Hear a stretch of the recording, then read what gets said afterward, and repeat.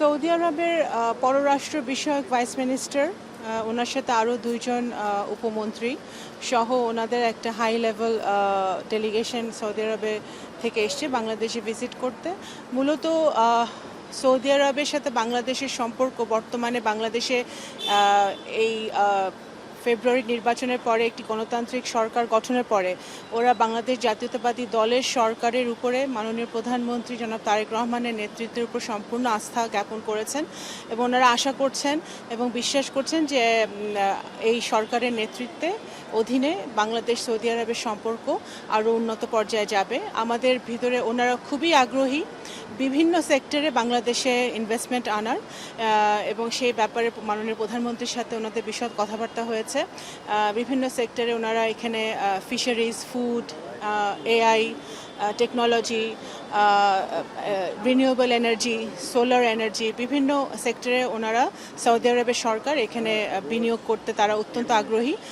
তারা মনে করে এখন বাংলাদেশে একটি স্থিতিশীল স্টেবল অবস্থা রয়েছে, বিনিয়োগ বান্ধব সরকার রয়েছে এবং এখানে এই যে যেই ডেলিগেশনটা এখন সফর করছে তারা সৌদি আরব থেকে সেই বার্তাটা নিয়ে আসছে এবং আমাদের খুবই শীঘ্রই এই বছরই একটি একটা মিটিং হবে, জয়েন্ট কনসালটেশন অন বিজনেস, যেটা সৌদি আরবে হবে, যেখানে আমাদের বোর্ড ইনভেস্টমেন্ট যে বিডার যে চেয়ারম্যান উনি নেতৃত্ব দিবেন এবং সৌদি আরবের তারা নেতৃত্ব দিবে এবং একই সাথে তাদের সাথে আমাদের পলিটিক্যাল কনসালটেশন হবে, জয়েন্ট ওয়ার্কিং গ্রুপের মিটিংটা হবে বাংলাদেশে খুবই শীঘ্রই এই বছর।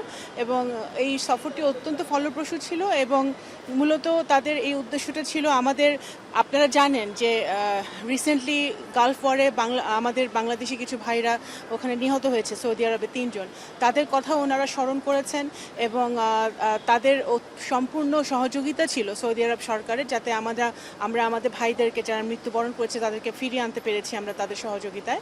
তো আমাদের যারা ভাইরা আছে তারা যাতে নিরাপদে থাকে এবং আরও স্কিলড লেবার নেওয়ার কথা তারা ইচ্ছা প্রকাশ করেছে, আরও বাংলাদেশ আমাদের ভাইরা যেন ওখানে গিয়ে কাজ করতে পারে সেই কথাটা আলোচনা হয়েছে। তো সুতরাং সব মিলিয়ে অত্যন্ত ভালো সফর। মাননীয় প্রতিমন্ত্রী, আমরা সেই সৌদিতে অবস্থানরত রোহিঙ্গাদের বিষয়ে দীর্ঘদিন ধরে একটা বিষয় জট লেগেছিল, প্রায় ৬৯,০০০ রোহিঙ্গার পাসপোর্ট চাচ্ছিল সৌদি সরকারের পক্ষ থেকে। সেই বিষয়টা নিয়ে কি কোনো আলোচনা হয়েছে?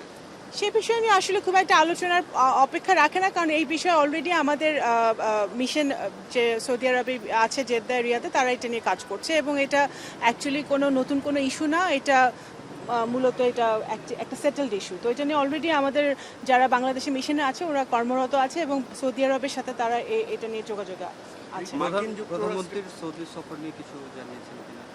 প্রধানমন্ত্রীকে মাননীয় প্রধানমন্ত্রীকে ওনারা আমন্ত্রণ জানিয়েছেন, আমরা ওনাদের ক্রাউন প্রিন্সকে আমন্ত্রণ জানিয়েছি। ইনশাল্লাহ সামনে সফর হবে আমাদের দুই দেশের মধ্যে, সেটা আমরা আশা করছি। ধন্যবাদ।